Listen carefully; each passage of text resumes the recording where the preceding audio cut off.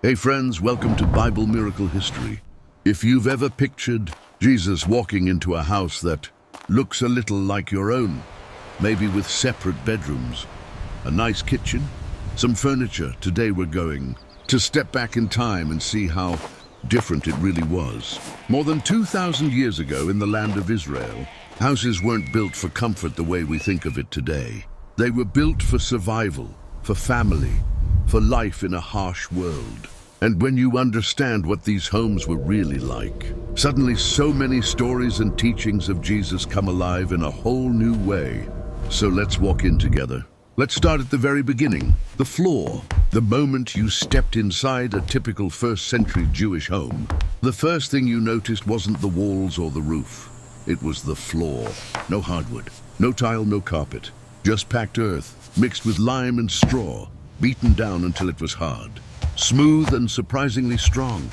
This floor was cold in the morning, warm in the afternoon, and it lasted for decades without cracking. It wasn't a sign of poverty, it was brilliant practical wisdom. But here's the detail that changes everything. The floor wasn't level. Right after the door, the ground dropped a few inches. That lower area was where the family kept their animals. A goat, a couple of sheep, maybe a donkey. At night, when the world outside grew quiet and cold, those animals stayed inside, breathing, chewing, giving off heat. That warmth rose gently and warmed the family, sleeping just above. In the freezing winters of Galilee, that small difference could mean the difference between waking up healthy or not waking up at all. It wasn't random. It was God-given wisdom for survival. Above that lower level was the family's living space. Everything happened right there on the same floor, eating, sleeping, working, teaching the kids. This is where baby Jesus crawled as a toddler, where he watched Joseph working with his tools, where Mary kneaded dough and lit the fire. No bedrooms, no hallways, no closets, just one open space. To us that sounds chaotic, but for them it worked perfectly because there was an invisible order, a strict family-learned rhythm. Each part of the floor had its purpose, not because of walls, but because of habit and respect. The higher area away from the animals was for the family. Daytime work, meals, guests, nighttime sleeping. Everything had to be rolled up, moved, cleaned, and ready to change function in minutes. A messy house wasn't just uncomfortable, it was dangerous. Bare feet could step on a tool or a broken piece of pottery. Children learned early where to walk, what to touch, when to be still. The house itself taught discipline, cooperation, and respect. And that's why, years later, when Jesus talked about building your house on a solid foundation, when he described houses that stand firm in the storm and houses that collapse, everyone listening understood exactly what he meant. They had lived it. They knew everything starts with the foundation. Now let's look up to the walls. These weren't thin drywall or fancy brick. The walls were thick, sometimes half a meter, built from rough stones held together with mud and lime. They were strong, they lasted, and they were full of hidden intelligence.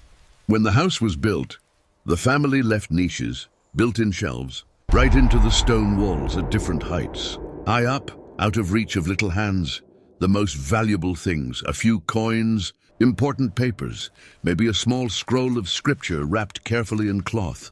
Lower down, within easy reach, oil lamps, bowls, knives, everyday tools. Near the floor, bigger storage for baskets, jars, heavy items. Nothing was random. Every single thing had its place. Everyone in the family knew exactly where everything belonged. These walls also helped control temperature. In the burning summer sun, they soaked up heat and released it slowly at night. In winter, they kept the cold out. Jesus grew up seeing these walls protect and store everything the family had. So when he later spoke about storing up treasures in heaven, about guarding your heart, about being wise with what God gives you, it wasn't abstract. It was something his listeners felt every day in their own homes. Now let's climb the stairs, because the roof was not just a roof. It was another room. The stairs were outside, narrow, steep, worn smooth by generations of feet, no handrail. You learned to climb them as a child. Up top, the roof was flat, wide, open to the sky. It was built with thick wooden beams covered by branches, then layers of straw, mud, and lime packed down until it could hold people walking on it. When cracks appeared, you simply scraped off the old layer, added fresh mud, and let the sun bake it hard again. During the day, this roof was a workplace. Clothes dried here. Grain, figs, dates spread out to dry. Tools repaired. Children played while adults watched. And on hot summer nights, the whole family came up here to sleep. The day's heat disappeared. A cool breeze moved freely. The stars were the ceiling. It was the quietest, highest, most peaceful place in the home. Work and prayer, ordinary life and moments with God, they all happened on that same roof. Inside the house, with almost no furniture, life revolved around just 4 simple things. First, woven straw mats. Each person had one. In the morning, rolled up against the wall. During the day, unrolled for sitting, eating, working. At night, unrolled again as beds. One object every part of the day. Second, large ceramic jars partially buried in the floor. Wheat, barley, lentils, oil, water, wine, all stored here. The cool earth kept food fresh, kept insects out. No electricity, no refrigerators, just wisdom. Third, the oil lamp. Small, simple clay, kept burning low at night for safety, so no one stumbled in the dark. A weak but steady light in a house full of people on the floor. Fourth, the brazier, a metal bowl for fire. Moved around depending on the season. In winter, close to the family for warmth. In summer, farther away. Cooking, heating, gathering. One fire, one place. With just these 4 things, a whole family lived. Worked, ate, slept, and worshipped. Nothing extra, nothing missing. Jesus grew up in that kind of simplicity. And he taught from it. But not every house was the same. From the outside, many looked alike. Same stone, same roof. Inside, small differences told the story of rich and poor. The quality of the mortar. Better homes used fine lime and sand. Walls stayed dry in winter rains. Poorer homes used plain mud and straw. Water seeped in. Mold grew. Cold settled inside. The wood in the roof, cedar or oak, lasted generations. Cheap or green wood cracked, leaked, threatened collapse. The jars. Thick, well-fired jars with tight lids kept food safe for years. Thin, cracked ones let insects in, spoiled reserves. The oil for the lamp. Pure oil gave clear light and little smoke. Cheap oil smoked, stung eyes, filled the house with haze. And worst of all, reserves. Some families stored food for 2 or 3 years. Others had only months. One bad harvest, one drought, one tax, and everything was gone. Then they sold tools, mats, jars, until almost nothing remained. Poverty didn't arrive suddenly. It crept in like dampness through weak walls. When Jesus told the story of the rich man feasting while Lazarus begged for crumbs, when he spoke of the poor widow's 2 small coins, he wasn't speaking in metaphors. He was describing real life, the gap that started inside the very houses people lived in. So here's what this means for us today. When we step inside these simple first-century homes, we're not just learning history.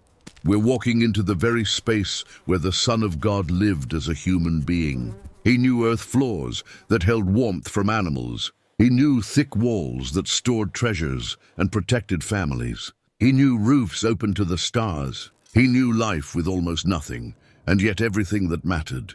Jesus didn't teach from palaces. He taught from homes where every detail could mean safety or danger, abundance or scarcity. His words about foundations, treasures, light, simplicity, generosity, they weren't nice ideas. They were born from real life. He lived it.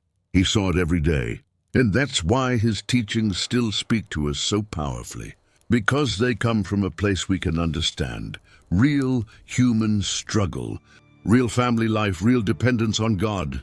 If learning about the world Jesus lived in has strengthened your faith today, hit that like button, subscribe to Bible Miracle History, and share this video with someone who needs to see how close Jesus really came to us. God bless you.